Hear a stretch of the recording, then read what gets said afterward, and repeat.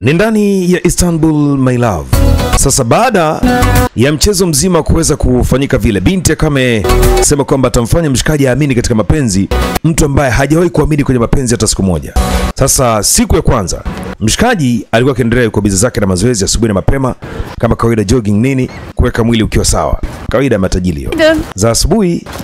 Binti kamfuata. Za asubuhi vipi? Benim olması gerekmiyordu. Sikujua kama unamkaga mapema unafanya mazoezi.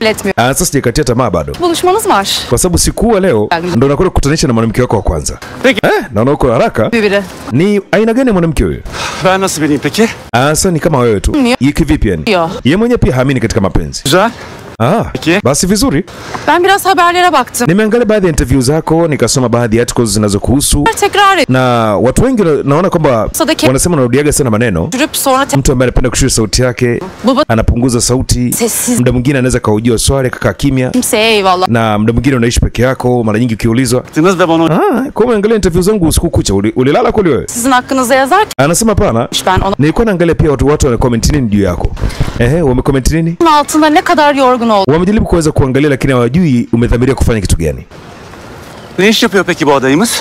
Sasa huyo mtu ni mtu namna gani ambaye unakutanishana naye? Anasema ni mtu wa sanaa. Lakini hawezi kuacha kukutana na vikao kila siku vya kazi. Şirket batırmamı. Hata kabisa masuala ya kufilisika. Yani kiujumla ni mtu ambaye anafanya kazi vizuri sana.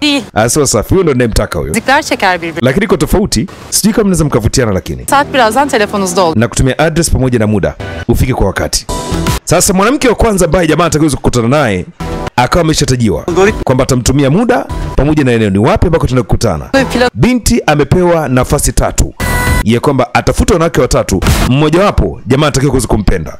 Asipompenda basi wanachana, ila akimpenda basi jamaa atawekeza kwenye biashara ya BBA. Naomba kweli.